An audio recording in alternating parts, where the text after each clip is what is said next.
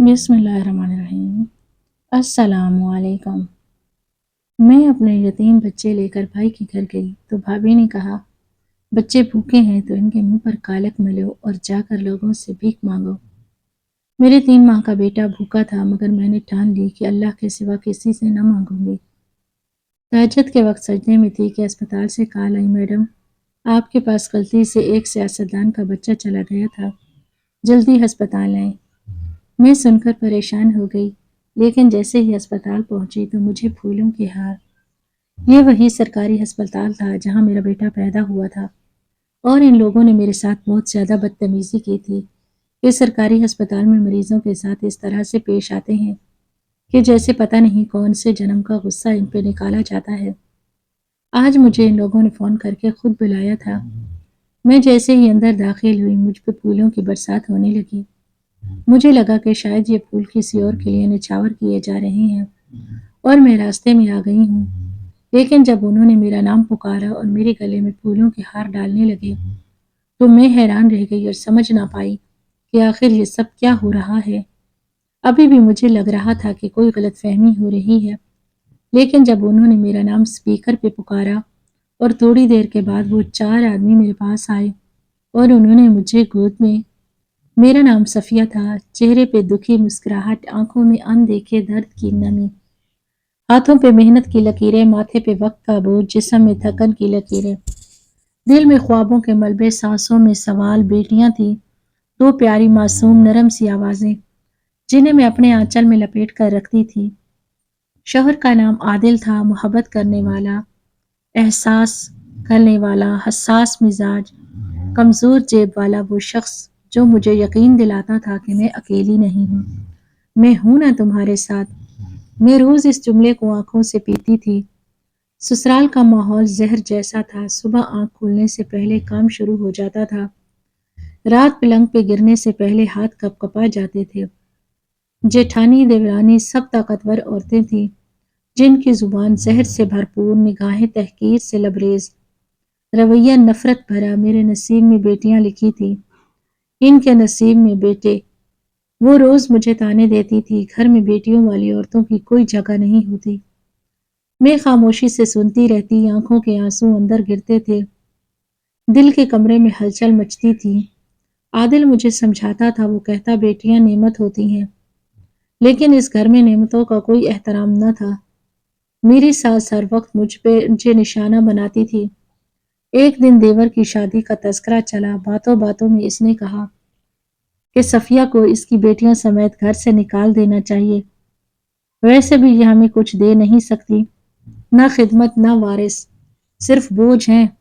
आदिल ने कहा, माँ ये बात मुनासिब नहीं है, लेकिन इसकी आवाज में वजन न था। इसकी बात को किसी ने अहमियत ना दी। एक भाई मुल्क से बाहर था, दूसरा भाई बेअसर था। आदिल को सबसे छोटा, कमजोर, नाकाम समझते थे। हम पे दरवाजे बंद हो गए, हमें इस घर से निकाल दिया गया। जहाँ कभी छत मिली थी, साए थे, कोने थे, हमारे पास चंद कपड़े, कुछ बर्तन, एक छोटी सी पुरानी चादर, एक खाली पतीली, कुछ उम्मीद के जरे और बेटियों के सवाल थे। हम एक छोटे से कमरे में आ गए। कमरा छोटा था, दीवारें गीली थी, छत से पानी टिपकता था, जमीन पर बिछाने को कुछ ना था। दिल में सहम सी गई थी, मैं फिर से माँ बनने वाली थी। आदिल की आंखों में शर्मिंदगी थी, वो कुछ ना कहता था, लेकिन मैं इसकी खामोशी को सुन लेती थी, इसके चेहरे पे लिखी मायूसी को पढ़ लेती थी। बेटियां बार बार पूछती कि दादी के घर कब चलेंगे, वो हमारा घर था, वहाँ हमारा पलंग था, हमारे बर्तन थे, हमारा आंगन था, लेकिन अब वहाँ नहीं जा सकते। मैं इनसे क्या कहती, जिन्होंने हमें निकाला वो हमारे अपने थे। मैं रात को खामोशी से रोती थी, बेटियों को सीने से लगाकर सुलाती थी, दिन को मेहनत करती, दर्जियों से कतरने लेती, फालतू धागों से रुमाल बनाती, मोहल्ले की औरतों को बेचती थी। आदिल कोशिश करता था मजदूरी की, कोई छोटा मोटा काम करता था, लेकिन इसका जिस्म जवाब दे चुका था। वो दिफाई तौर पर बोझल था, जिस्मानी तौर पर कमजोर नहीं था। चक्कर आते थे, कभी नींद नहीं आती, कभी भूल जाता था कि वो क्या करने जा रहा था। मैं इसकी हालत देखती तो दिल अंदर से दहल जाता। एक मर्द जो कभी मेरी ढाल था, अब खुद साए की तलाश में था। میں اس کے ہاتھ تھام لیتی تھی، اسے تسلی دیتی کہ سب ٹھیک ہو جائے گا، لیکن میرا دل اندر سے کانپتا تھا۔ ہمیں کوئی سہارا نہ تھا، کوئی رشتہ دار دروازہ کھولنے کو تیار نہ تھا۔ ہم ادھار مانگتے، لوگ بیزاری سے دیتے تھے، ہم شرمندگی کے ساتھ ہاتھ پھیلاتے تھے، لوگ تحقیر سے دیکھتے تھے، کبھی اپنے نصیب کو کوستی، کبھی اپنے فیصلوں کو۔ عادل مجھے روکتا تھا، وہ کہتا صفیہ حوصلہ رکھو، لیکن میرے حوصلے ٹوٹنے لگے تھے۔ بیٹیوں کو ایک وقت کا کھانا دینا ایک کارنامہ بن چکا تھا۔ میں خود فاقے کرتی تھی پر ان کے چہروں پہ مایوسی نہ آنے دیتی تھی۔ عادل بیمار پڑ گیا، ایک دن وہ ہسپتال پہنچا، ڈاکٹر نے کہا کہ جسم میں طاقت نہیں، دفاعی دباؤ بہت ہی، علاج چاہیے، پر پیسے کہاں تھے؟ علاج کے بغیر ہم اسے گھر لے آئے۔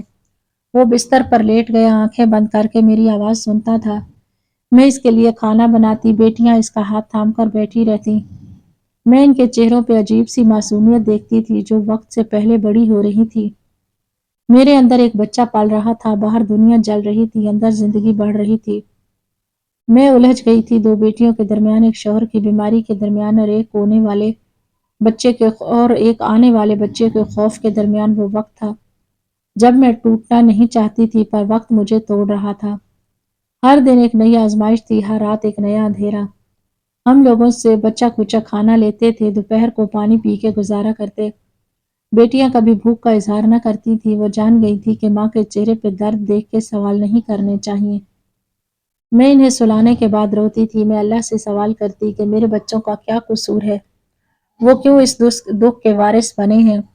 ہم نے کچھ چادریں بیچ کر راشن لیا، کچھ کپڑے بیچ کر دوائیں لی۔ وقت بد سے بدتر ہو گیا تھا، میں سوچتی تھی کہ اگر کچھ ہو گیا تو میرے بچوں کا کیا بنے گا۔ میری کوکھ میں پلتا بچہ شاید یہ سب محسوس کر رہا تھا۔ میری سانسیں بوجھ بننے لگی تھی، میری دعائیں طویل ہو گئی تھی، میرا دل کمزور ہو گیا تھا۔ لیکن میں نے ہار نہ مانی، میں نے بیٹیوں کو چوم کر سلایا، میں نے عادل کے ماتھے پہ ہاتھ رکھا، میں نے خود کو حوصلہ دیا کہ صبح ضرور نکلے گی۔ میں نے ٹوٹے برتن میں پانی رکھا کہ شاید تقدیر کا کوئی دروازہ کھلے گا۔ میں نے اندھیروں میں روشنی کی دعائیں مانگی اور دل ہی دل میں خود سے وعدہ کیا کہ جب تک سانس ہے تب تک ہمت نہیں چھوڑوں گی۔ میرے یہاں ولادت ہونے والی تھی، وقت آ گیا تھا، مجھے اچانک سے تکلیف شروع ہو گئی۔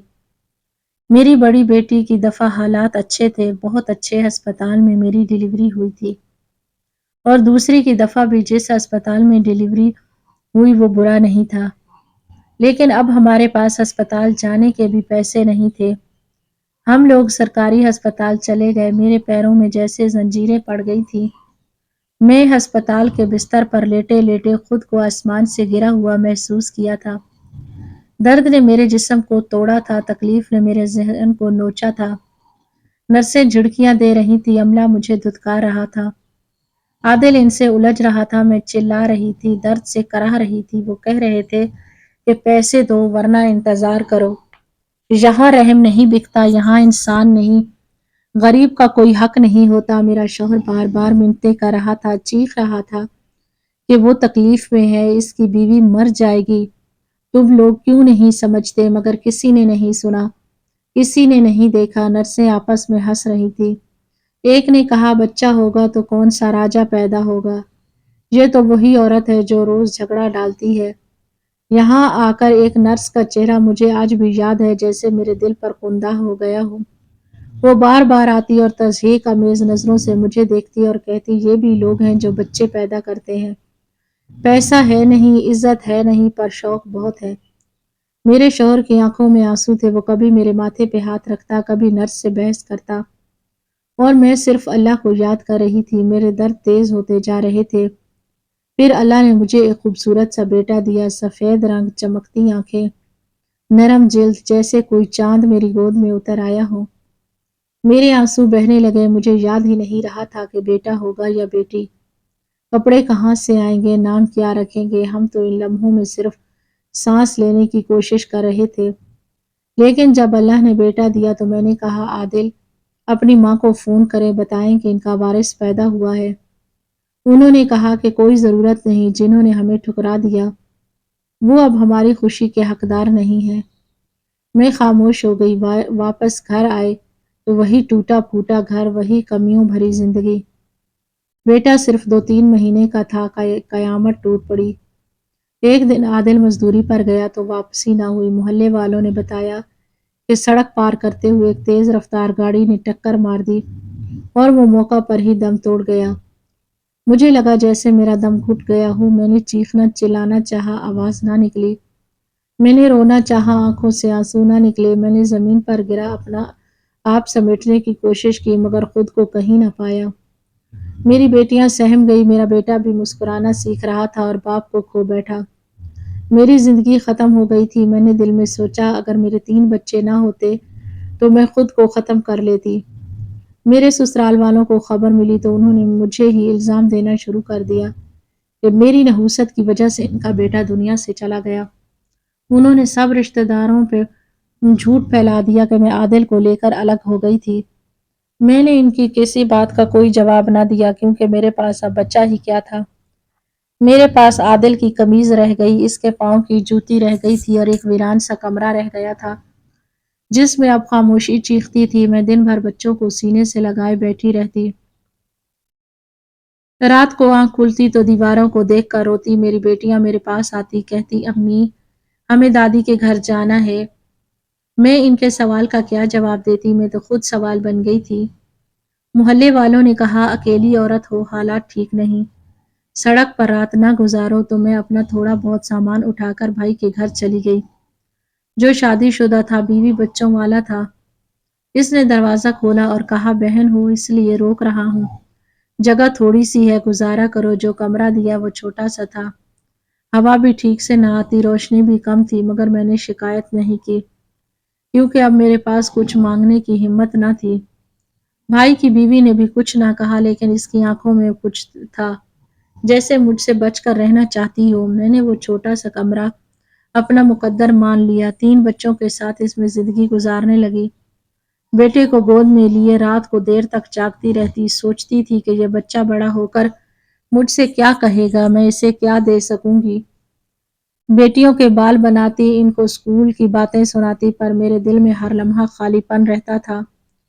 میرا شوہر اب خوابوں میں آتا تھا، مجھے دیکھتا، کچھ کہتا نہیں، بس دیکھتا رہتا تھا، جیسے اس کی آنکھوں میں بھی افسوس ہو، جیسے وہ کہنا چاہتا ہو کہ معاف کر دو، میں تمہیں اکیلا چھوڑ گیا۔ پھر ایک دن بھائی کی بیوی نے کہا کہ بچے شور کرتے ہیں، میرے بچے پڑھ نہیں پاتے۔ میں نے دل پر پتھر رکھا اور بچوں کو چپ کرانے لگی، رات کو ان سے کہتی کہ چپ رہو، ہم مہمان ہیں، شور نہیں کر سکتے۔ میری چھوٹی بیٹی نے کہا امی ہم کب اپنے گھر جائیں گے؟ میں نے اسے سینے سے لگا کر چپ کرا دیا کیونکہ میرے پاس جواب نہیں تھا، میرا دل جل رہا تھا، میری روح تھک گئی تھی، لیکن میں نے خود کو توڑنے نہیں دیا کیونکہ میں جانتی تھی اگر میں بکھر گئی تو میرے بچے بھی بکھر جائیں گے۔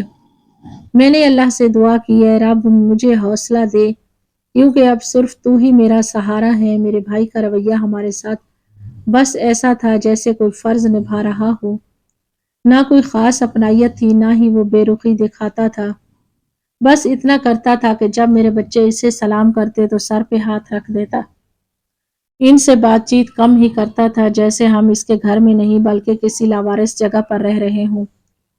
لیکن اس کی بیوی لبنہ جسے میں اپنے شادی کے وقت سے جانتی تھی، وہ جب سے ہم آئے تھے کھلے الفاظ میں نفرت کا اظہار کرنے لگی تھی۔ اس کے انداز میں سختی اور تلخی اتنی تھی کہ مجھے اپنے ہونے پر شرمندگی ہونے لگتی تھی۔ ہر وقت کوئی نہ کوئی بات کہتی کہ میرا سکون برباد ہو گیا ہے، یہ شور سننے کی عادت نہیں ہے، یہ عورت جیسے آفت لے کر آئی ہے۔ میں چپ رہتی تھی کیونکہ میرا کوئی ٹھکانہ نہ تھا، میرے بچے دن بھر سہمے بیٹھے رہتے تھے، ہنستے بھی تو دبے دبے انداز میں۔ لبنہ کا کہنا تھا کہ یہ تیرا چھوٹا بیٹا تو حد سے زیادہ روتا ہے۔ میں نے کہا بھابھی یہ ابھی 3 ماہ کا ہے، بولنا تو آتا نہیں، اسے بھوک لگتی ہے تو روئے جاتا ہے۔ بھائی سے کہا تو اس نے کہا دودھ لا دیتے ہیں، اور کیا کریں۔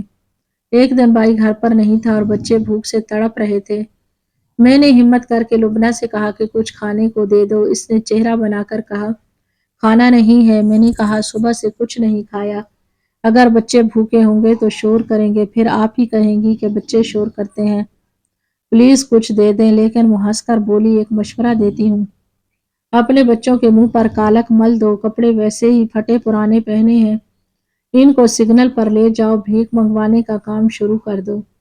اتنی بھیک مانگیں گے کہ تم شام تک ہم سے بہتر کھانا کھا لو گی، اپنا گھر بھی بنا لو گے، بس میری جان چھوڑ دو۔ میں یہ سن کر ششدر رہ گئی، میرے دل پر جیسے کسی نے چھری ماری ہو۔ میری بھابھی نے مجھے اس حد تک گرا دیا کہ میں خود سے نفرت کرنے لگی۔ میں نے کبھی سوچا نہیں تھا کہ کوئی عورت دوسری عورت کو یہ کہہ سکتی ہے، وہ بھی اس وقت جب وہ جانتی ہو کہ میں بیوہ ہوں، میرے 3 بچے ہیں، میں تو خود کسی کی در کی محتاج ہو چکی ہوں۔ پھر بھی اس نے ہمت کی اور اپنے بچوں کو پیار سے چپ کروایا، لیکن وہ چپ نہ ہوئے تو ایک ایک تھپڑ مارا کہ چپ کر کے سو جاؤ، نہ رونا ہے۔ وہ معصوم چیخے میرے دل کے ٹکڑے ہو گئے، مجھے لگا میں خود کو کھو رہی ہوں۔ پھر رات ہوئی تو میں تہجد میں بیٹھ گئی، سر سجدے میں رکھ کر روتی رہی۔ یا اللہ، میرا شوہر لے گیا، میرا سکھ چین لیا، میرے بچوں کو بھوکا رکھا، میں نے کبھی کسی کا برا نہ چاہا، بس یہی دعا مانگ رہی تھی کہ یا اللہ میری مدد کر، مجھے کوئی راستہ دکھا، میرے بچے کب تک یوں بلکتے رہیں گے۔ ابھی سجدے میں ہی تھی کہ بھائی کے فون کی گھنٹی بجی اور وہ غصے میں آ کر بولا کہ یہ کس کا فون آیا ہے؟ تیرا ہے، سن لے۔ میں نے ڈرتے ڈرتے فون پکڑا تو دوسری طرف ہسپتال سے آواز آئی، وہی ہسپتال جہاں میری ڈیلیوری ہوئی تھی۔ میں گھبرا گئی کہ کہیں پیسے تو نہیں مانگ رہے۔ میں نے کہا جی، میں حلیم آباد سے بات کر رہی ہوں۔ وہ کہنے لگے آپ فوراً ہسپتال آئیں، صبح کی روشنی نکلتے ہی پہنچے، بہت ضروری بات ہے۔ میں نے کہا کیا بات ہے، مجھے بتائیں تو صحیح۔ کہنے لگے جس بچے کو آپ لے گئی تھی وہ آپ کا بچہ نہیں ہے، کسی اور کا بچہ آپ کے ساتھ بدل گیا ہے۔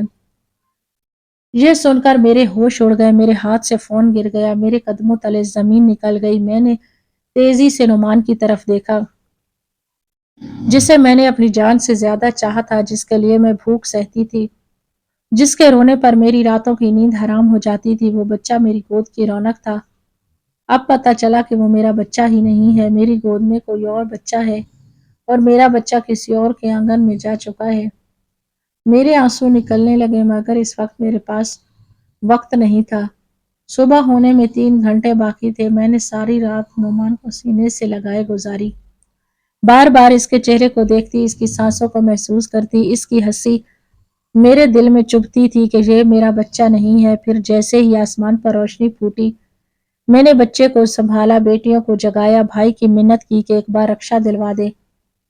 میں نے کہا ہسپتال والے بلاتے ہیں، کوئی مسئلہ ہے؟ اس نے مجھے گھور کر دیکھا، پھر کہا خود ہی جاؤ، میرے پاس وقت نہیں۔ میں نے بچوں کو ساتھ لیا اور باہر نکلی، سڑک پر رکشہ روکا، منت کی کہ ہسپتال چھوڑ دو، کرایہ بعد میں دوں گی۔ اس نے کہا پیسے دو ورنہ نہیں لے جاؤں گا۔ میں نے کہا کسی سے لے کر دے دوں گی، ابھی ہسپتال جانا بہت ضروری ہے۔ وہ راضی ہوا، ہم ہسپتال پہنچے۔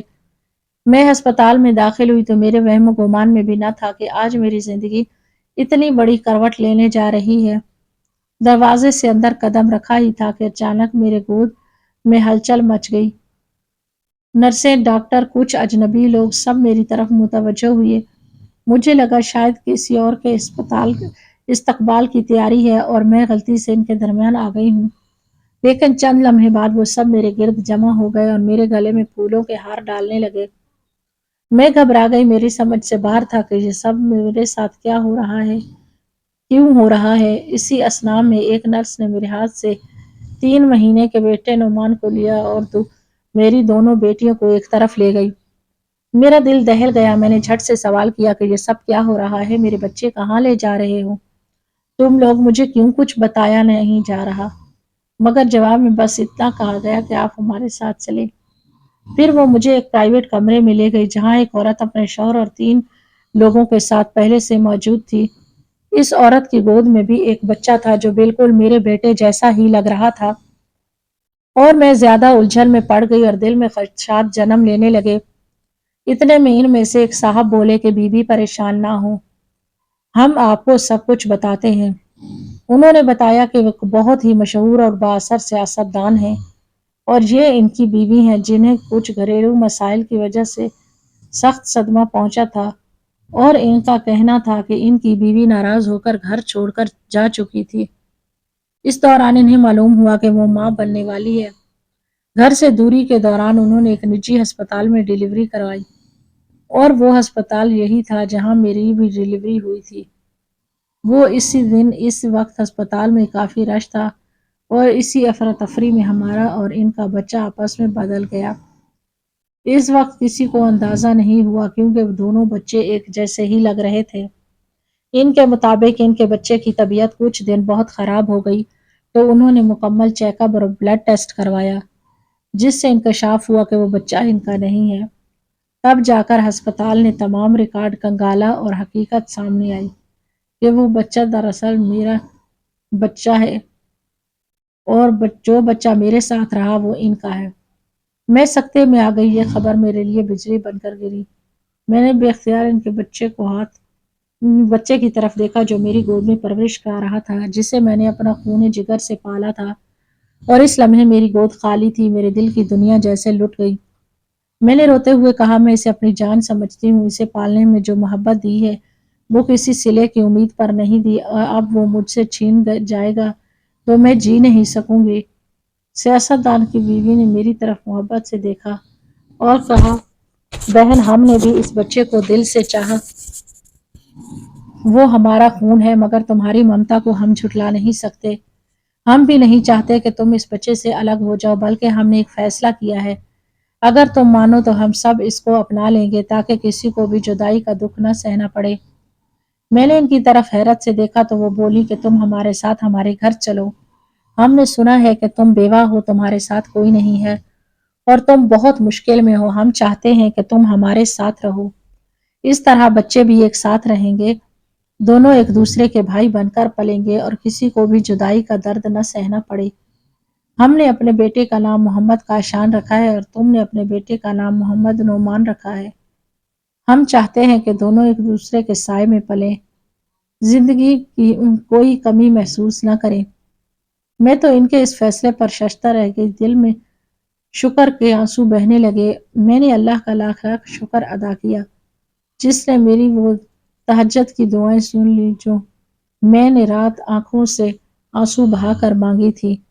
مجھے یقین نہیں آ رہا تھا کہ کوئی اتنا بڑا دل بھی رکھ سکتا ہے۔ میری بیٹیوں کو انہوں نے بہت محبت سے سینے سے لگایا اور کہا، مجھے اب سے تم ہمارے لیے بہن جیسی ہو۔ بچوں کی دیکھ بھال تم کرو گی، کھانے پینے، تعلیم، صحت، سب ذمہ داری ہماری ہوگی۔ پھر انہوں نے فوراً ایک گاڑی منگوائی اور ہمیں اپنے بڑے سے بنگلے میں لے گئے۔ بنگلے کے اندر ایک علیحدہ حصہ تھا جسے انہوں نے اینیکسی کہا۔ وہاں 3 کمرے، ایک باورچی خانہ اور اٹیچ باتھ تھا، ہر طرح کی سہولت موجود تھی۔ مجھے اور میرے بچوں کو وہیں ٹھہرایا گیا۔ اگلے ہی صبح ان کی بیوی نے مجھے اور میری بیٹیوں کو ساتھ لیا، شاپنگ مال لے گئی، ہمارے لیے نئے کپڑے، جوتے اور ضرورت کی چیزیں خریدی۔ ہمیں ایسے لگ رہا تھا جیسے خواب دیکھ رہے ہوں۔ ہم جن کے پاس وہ 2 وقت کی روٹی کے بھی لالے پڑے تھے، آج اتنی عزت دار اور سہولتوں میں جی رہے تھے۔ میرے بچے خوش تھے، میری بیٹیاں خوش تھیں، اور سب سے بڑھ کر میری ممتا کو سکون ملا تھا۔ دونوں بچے میری آنکھوں کے سامنے پل رہے تھے۔ اب کوئی مجھ پر ترس نہیں کھا رہا تھا کیونکہ میری قدر کر رہا تھا۔ مجھے ایک نئی زندگی ملی تھی جس میں نہ بھوک تھی، نہ تحقیر، نہ جھگیاں، نہ فاقے، نہ ہی وہ دکھ جو میری بھابھی کے لفظوں میں چھپے ہوتے تھے۔ مجھے ایسے لگ رہا تھا جیسے اللہ نے میرے صبر کا بدلہ مجھے اس دنیا میں ہی دے دیا ہے۔ میری بیٹیاں پہلی بار سکون سے سوئی تھی کیونکہ ان کے چہرے پر مسکراہٹیں تھیں اور پیٹ بھر کر کھانا کھا کر سوئی تھی۔ مجھے سیاستدان کی بیوی نے کہا کہ تمہیں اب کوئی فکر کرنے کی ضرورت نہیں۔ ہم نے وکیل کے ذریعے ایک قانونی معاہدہ تیار کروایا ہے جس میں درج ہے کہ جب تک تم چاہو یہاں رہ سکتی ہو، تمہیں کبھی اس گھر سے جانے کو نہیں کہا جائے گا، اور اگر کبھی کسی وجہ سے ہم دور ہو گئے تب بھی تمہارے اور ہمارے بچوں کے درمیان تمہارے بچوں کے لیے ماہانہ اخراجات مقرر کر دیے گئے ہیں۔ اس سے تمہیں کبھی کسی کے آگے ہاتھ پھیلانے کی ضرورت نہیں پڑے گی۔ میری آنکھیں اشکبار ہو گئی، یہ لوگ کتنے نرم دل تھے۔ میں نے سوچا وہ بھابھی جو مجھے اپنے بچوں سمیت سگنل پر کھڑا کرنے کا مشورہ دے رہی تھی، اس سے بہتر تو وہ لوگ نکلے جو میرے بچے کو اپنا کہہ کر بھی ساتھ بانٹنے کو تیار تھے۔ اب میری زندگی میں سکون آ چکا تھا، لیکن میں نے اللہ سے عہد کیا کہ میں اس احسان کو کبھی نہیں بھولوں گی۔ میں اس گھر میں رہوں گی، ان کے بچے کو اپنے بچے کی طرح پالوں گی، ان کے ساتھ وفاداری کروں گی، ان کی عزت کروں گی، کیونکہ اللہ نے مجھے ان کے وسیلے سے نئی زندگی عطا کی تھی۔ یہ سب کچھ میں اس وقت سوچ رہی تھی جب میرے دونوں بیٹے کاشان اور نعمان ایک ہی جھولے میں ہنس رہے تھے اور میری دونوں بیٹیاں ان کو پیار کر رہی تھی۔ وہ منظر جیسے جنت کی تصویر ہو۔ جب صبح سے شام ہو گئی تھی اور میں بھائی کے گھر واپس نہیں گئی تھی تو شام ڈھلے اس کا فون آیا۔ میری انگلیاں لرز گئیں، دل تیزی سے دھڑکنے لگا، مگر میں نے خود کو مضبوط کیا۔ فون اٹھایا تو دوسری طرف اس کا روایتی خشک انداز لہجہ سنائی دیا۔ اس نے نہ سلام کیا نہ حال چال پوچھا، صرف اتنا کہا، کہاں ہو تم؟ چند لمحے خاموشی کے بعد دھیرے سے کہا کہ میں اب واپس نہیں آؤں گی۔ اس نے حیرانی ظاہر کی۔ واپس نہیں آؤ گی؟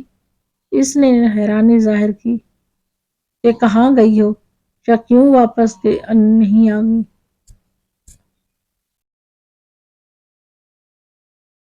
میں نے فون بند کر دیا۔ ایک پل کے لیے تو لگا جیسے زمین رک گئی ہو، جیسے میرا وجود ہی بے معنی ہو، جیسے میری اور میرے بچوں کی حیثیت اس کے لیے کبھی کچھ تھی ہی نہیں۔ اس کی وہ بے حسی میرے دل پر چوٹ کی طرح لگی۔ مجھے احساس ہوا کہ میں صرف ایک بوجھ تھی، ایک مجبوری تھی۔ میرے بچے صرف شور تھے جو اس کے سکون میں خلل ڈالتے تھے۔ پھر جب میری زندگی نے نئی کروٹ لی، میں ایک ایسی جگہ آ گئی جہاں مجھے عزت ملی، سکون ملا، میرے بچوں کو پیار ملا، تو میرے اندر کا دکھ تھوڑا تھوڑا ڈھلنے لگا۔ میں نے خود کو بہتر کرنا شروع کیا، اپنے بچوں کی تربیت پر توجہ دی۔ سیاست دان کی بیوی میرے ساتھ ایک سگی بہن جیسا سلوک کرتی تھی۔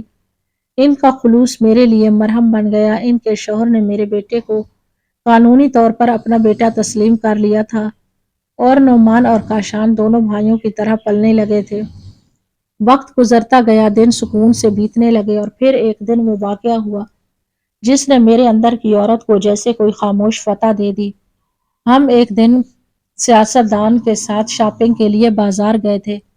بڑی مہنگی اور صاف ستھری مارکیٹ تھی، لیکن ساتھ والی بازار میں ایک سستی دکان کے سامنے میرے بھائی اور بھابھی کسی چیز پر جھگڑ رہے تھے۔ آوازیں بلند تھی، دکاندار کہہ رہا تھا یہ چیز 800 کی ہے اور وہ باضد تھے کہ 400 میں دے دو۔ میری نظریں بے اختیار ان پر پڑ گئی، لیکن میرے ساتھ والا منظر بالکل الگ تھا۔ میں ایک قیمتی کپڑوں میں ملبوس تھی، میرے ہاتھ میں نازک اور نفیس پرس تھا، میرے پاؤں میں نرم اور قیمتی جوتے تھے، میرے چہرے پر سکون اور اعتماد تھا۔ میرے بچے نوکروں کے ہاتھ میں تھے جو ان کے سائے سے بھی حفاظت کر رہے تھے۔ ہم ایک بڑی اور شاندار سواری میں سوار تھے۔ میرے ساتھ وہ عورت تھی جو میرے لیے ایک سایہ رحمت بن چکی تھی۔ میرے بھائی نے مجھے دیکھ لیا، میری بھابھی نے بھی مجھے پہچان لیا۔ دونوں کی آنکھوں میں حیرانی اور کچھ حسرت چھپی تھی، جیسے وقت نے انہیں آئینہ دکھا دیا ہو۔ وہ ہماری طرف بڑھنے لگے، لیکن اچانک گارڈز نے انہیں روکا اور پوچھا کہ آپ کون ہیں؟ وہ ہکلا گئے، کچھ بول نہ سکے۔ گارڈز نے انہیں پیچھے ہٹا دیا اور ہم گاڑی میں بیٹھ کر روانہ ہو گئے۔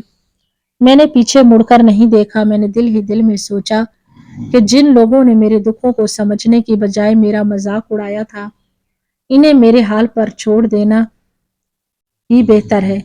وہی لوگ جو مجھے میرے بچوں سمیت یاروں مددگار چھوڑ کر جا چکے تھے، آج میرے قریب آنے کے قابل بھی نہ رہے۔ یہ خبر میرے سسرال تک بھی پہنچی۔ لوگوں نے بتایا کہ میں اب کسی بااثر خاندان کے ساتھ رہتی ہوں۔